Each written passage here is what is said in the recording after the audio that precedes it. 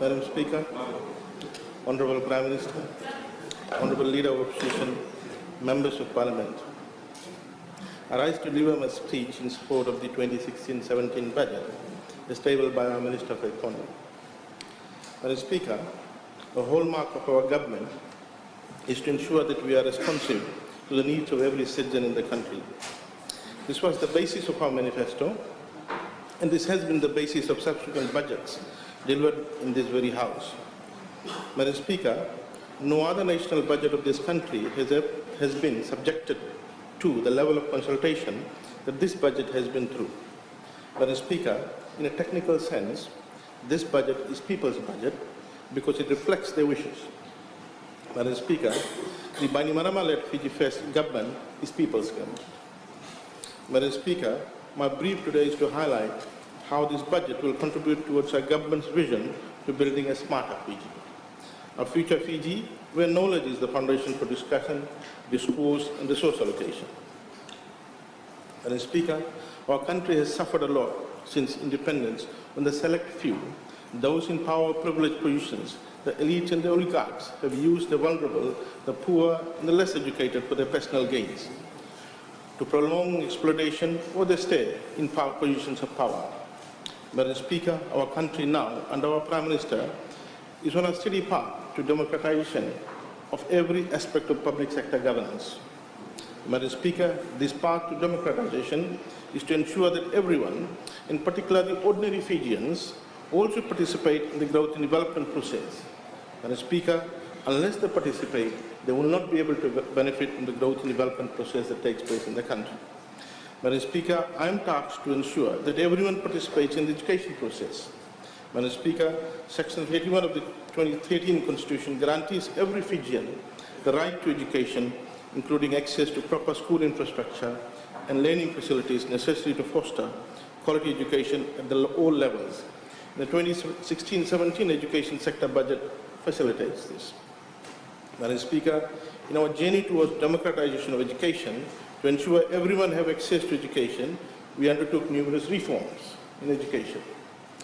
Honourable Leader of NFP yesterday noted his reservation on the benefits from these reforms. Madam Speaker, benefits from reforms to correct deep-rooted problems, benefits of which cannot be delivered overnight. However, Madam Speaker, let me now bring to your attention and the attention of this House some of the basic benefits of reforms that we have seen over a very short period of time. One, Madam Speaker, you will notice that everyone in the society have now accepted that education is important. Never before this level of discourse took place on education in this country. There's a mass movement with regard to participation in education. This is an intermediate output of our reforms, Madam Speaker. Two, Madam Speaker, you will notice a different level of enthusiasm amongst our children towards education. They are now asking questions, giving in their 100% and wants to edge out so that they can give a shot at the very best opportunities out there in the market. Three, Madam Speaker, our reforms have created a new wave of parental engagement and acceptance of parental engagement in children's education and ownership, Madam Speaker. Four, Madam Speaker, removal of scaling and return of exams have resulted and have started to raise student performance as evidence from the pass rate and the mean marks in key subjects in last year's exam, Madam Speaker. Madam Speaker, let me just give you a brief snapshot of the year 13 result last year compared to 2014 when we didn't have, when we had scaling, Madam Speaker. Madam Speaker, in mathematics, in 2014 the pass rate was 15%. 1 year of reform, Madam Speaker, the pass rate went up to 42%. Biology, in 2014, pass rate was 14%, 1/4. In 1 year, 40%, Madam Speaker. Chemistry, Madam Speaker, Madam Speaker, 2014, the pass rate was 10%. In 2015, 34%, Madam Speaker. Physics, pass rate was 28%. In 2015, 57%, Madam Speaker. Madam Speaker, we're not satisfied with this. Our benchmark, our target is 100% pass rate, Madam Speaker. We will get there over time, Madam Speaker. Madam Speaker, the Fiji First government stance and resilience amidst the massive disaster in the form of Cyclone Winston, which devastated our beloved nation earlier this year, deserves special commendation. Cyclone Winston brought about great damage and chaos to all sectors of the economy, and sadly, our education sector also felt the full brunt of this tenacity.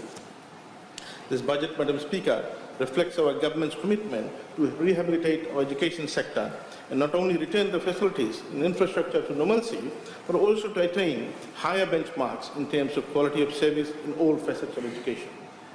Madam Speaker, the Ministry of Education, Heritage and Arts is provided with a total direct allocation of $448.5 million in the 2016-17 budget, which is an increase by 3% from the 2016 allocation, Madam Speaker. Of the total allocation, $424.9 million is allocated for operating expenditure and $20.1 million is for capital expenditure. Madam Speaker, for far too long, people have undervalued our government's actual investment in education for children. Let me today reveal how much our government is investing in a child from ECE to year 13. Madam Speaker, never before this data was revealed. Madam Speaker, this is the statistics that I wish to present.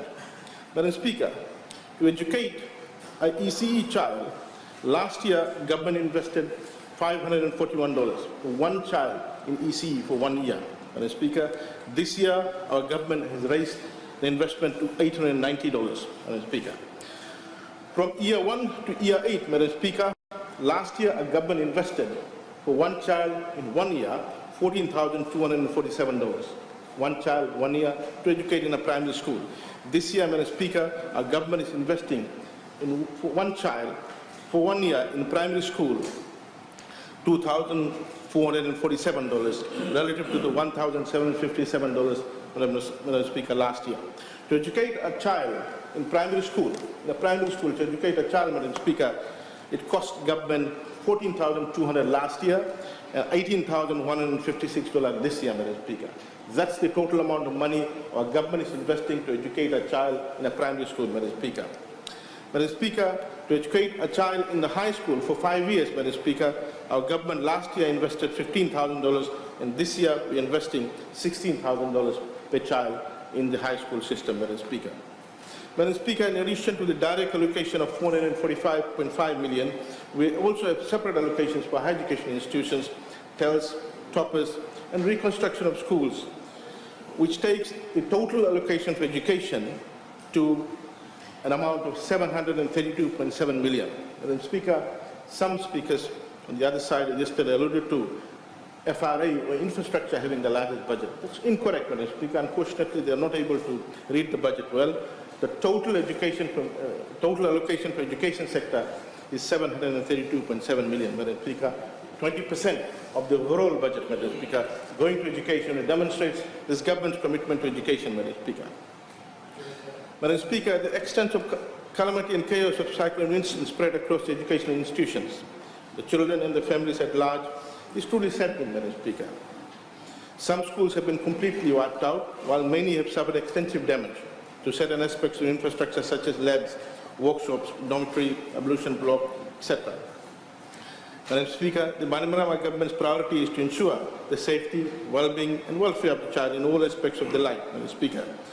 Madam Speaker, this government has allocated $132 million to ensure that we are able to reconstruct all the schools that have been damaged by Cyclone Winston. In addition, Madam Speaker, another $10 million have been allocated to take up reconstruction of schools, 43 primary schools, boarding facility, 95 ECE education centers, 64 non-government primary schools, 7 boarding facility in secondary high schools, and 9 non-government secondary schools, Madam Speaker, which accounts for $10 million additional, Madam Speaker, to deal with. These are the schools and boarding facilities and ECE centers which have got minor damage, Madam Speaker, in addition to the $132 million allocated to deal with the schools which have suffered massive damage, Madam Speaker. Madam Speaker, at this juncture, I want to clear the air on an incorrect information being circulated by members of the opposition about the number of students studying in tents, Madam Speaker. Madam Speaker, you may have recalled that Honourable Salothe Randonro, during the last session, informed this House that more than 85,000 students are studying under tents, Madam Speaker. This is far from truth. Let alone 85,000. Not even 8,500 students are studying in tents, Madam Speaker. There are only 4,484 students studying in tents, Madam Speaker. Where did they get that 85,000 figure, Madam Speaker? This is the kind of damage, Madam Speaker, the members of the other side are doing in terms of circulating incorrect data, Madam Speaker. This is equivalent to, Madam Speaker, 2.1% of the total 211,385 students in our primary and high school system, Madam Speaker. 2.1%, Madam Speaker. Where did they get the 85,000 figure, Madam Speaker? Only 4,484 students, Madam Speaker. Let me now give you the breakdown, Madam Speaker. Come down, more is coming, Madam Speaker, in the Conroe district, Madam Speaker, out of the 13,667 students, only 345 are studying in tents. In Nanoganovosa, out of the 13,584 students, only 12 are studying in tents, Madam Speaker. In the Rawa district, most are badly affected. Out of the 7,779 students, only 1,108 students, Madam Speaker.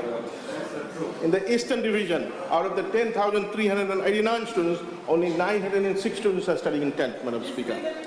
Batavua, out of the 15,708 students, Madam Speaker, only 1,190 students are studying in tents, Madam Speaker. The Nosori district, out of the 34,322 students, only 514 students are studying in tents, Madam Speaker. Madhuvatambua, out of the 21,418 students, Madam Speaker, only 72 students are studying.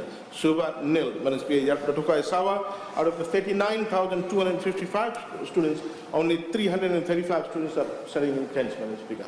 Total 4,484 students are studying in tents, Madam Speaker. Not 85,000, Madam Speaker. Not 85,000. Madam Speaker, this is the level of inaccurate information that we churned out in Parliament, Madam Speaker. And they want to run government, Madam Speaker. Madam Speaker, this budget allocates a further $1 million for maintenance purposes of buildings and school quarters, Madam Speaker, to schools outside the cyclone-affected zones, Madam Speaker.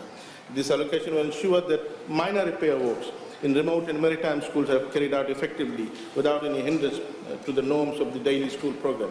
Madam Speaker, yesterday, Honorable Sela Nanono accused the government and Prime Minister for doing nothing for Kandavu. Madam Speaker, this is far from truth. Madam Speaker, let me now give you data, Madam Speaker.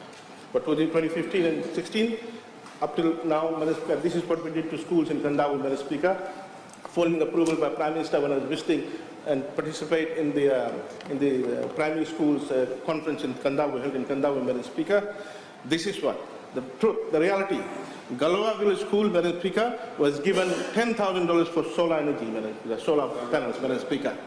Madam Speaker, on the 25th of October. Nazeva District School, Madam Speaker, was given $70,000 for new hostel and dining hall, Madam Speaker. On 25th of August, Madam Speaker.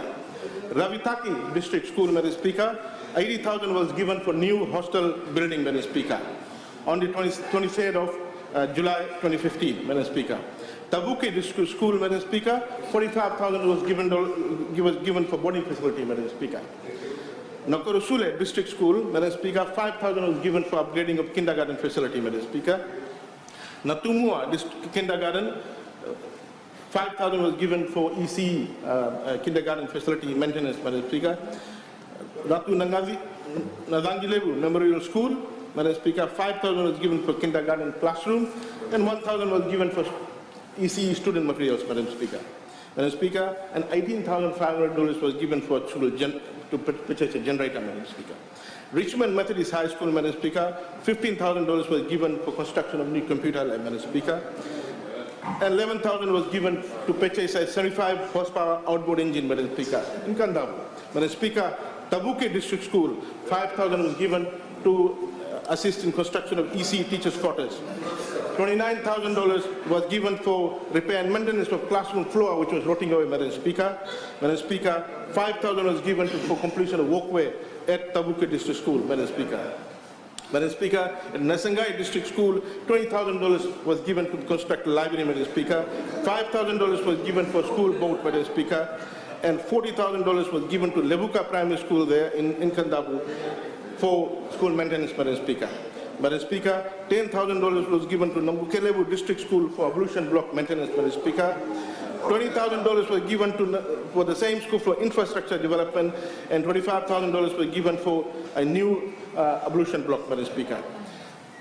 Natumua Kindergarten was given $20,000 for construction of the teachers' quarters. Vunesea Secondary School, Madam Speaker, library was completely closed and girls' dormitory was closed, Madam Speaker. We gave $100,000 for improvement of library and girls' dormitory, Madam Speaker. And Kandavu Provincial School, Madam Speaker, was given $15,000 for school maintenance and ablution block, Madam Speaker. Madam Speaker, $559,500 were given to Kandavu schools, Madam Speaker, last year and beginning of this year. And here Honorable Sela Nonovo says, Madam Speaker, that nothing was done by Prime Minister and this government. Madam Speaker, one more round I'll make to Kandavu, they'll be over, Madam Speaker.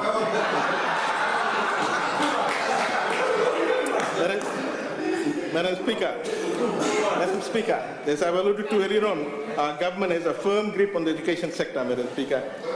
Our government understands that for our country to reach the epitome of success, we must focus all our energy and resources into education, Madam Speaker. The Fiji Affairs government has made the intentions clear that equality of accessibility of education is paramount, Madam Speaker. It is for these children, Madam Speaker, their future, Madam Speaker. Under the free education scheme, Madam Speaker, we intend to see all Fijians benefiting, irrespective of their race, religion, and geographical location, Madam Speaker. Madam Speaker, yesterday, you would have noticed in the contribution from the other side, Madam Speaker, they were talking about ethnicity, Madam Speaker.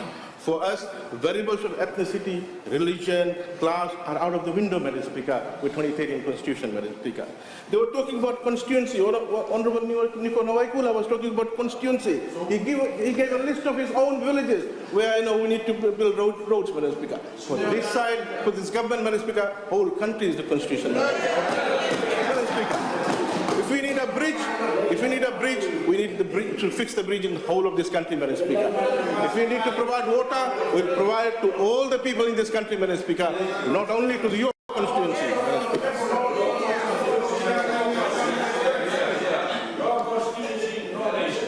Madam Speaker, I want to alert Honorable Nawaikula. These children also need assistance, Madam Speaker, just because they don't belong to a village. Madam Speaker, under this budget, the government has allocated $200 million towards free tuition grant, Madam Speaker, so that these children and children like them throughout Fiji can go to ECE, primary school, high school, university, Madam Speaker.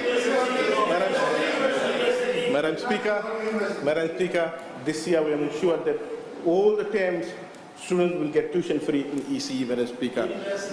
Madam Speaker, $0.7 million have been allocated, additional allocation to ensure that all the 3 terms students do not have to pay tuition fee, Madam Speaker. Madam Speaker, ECE education plays a pivotal role in preparing a child for primary and secondary education, Madam Speaker. ECE teacher's job is more than just teaching, Madam Speaker. It is also about parenting, mentoring, comforting, and nursing. And we want our teachers to treat these children like their own and being the first contact point for students as they step into the educational process. They will define their future, Madam Speaker. In this regard, Madam Speaker, our government has raised the salary grant to $6.8 billion.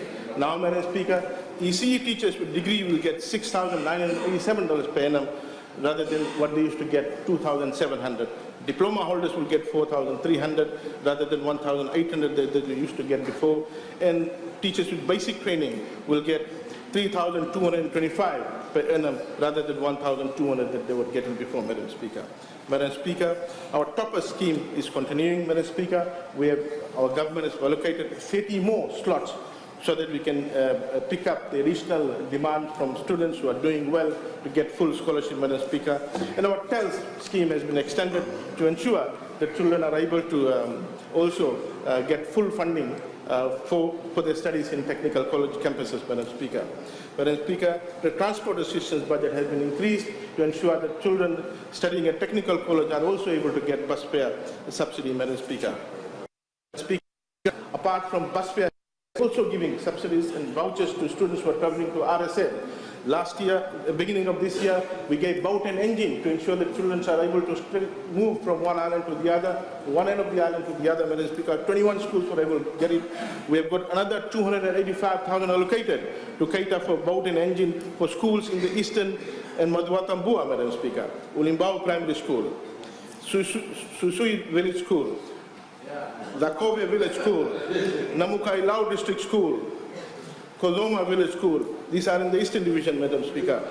Rakaniwai District School, Gua Maduwata, Drundrua Island School in Gua Maduwata, Bau District School, Sawau District School, Navesi Primary School. Let me conclude. Order. I'm giving you another extra minute because of the time lost during the interview. Madam Speaker. 1 minute only. They're taking my time, Madam Speaker. They're taking my time.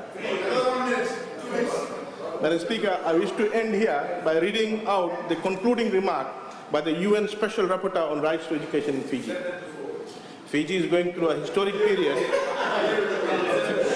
They're taking my time, Madam Speaker. Fiji is going through a historic period of transition in the education system as a result of important reforms ushered in by the government, along with the national initiative to overcome ethnic divide and build a better Fiji for all. Education system is undergoing transformation.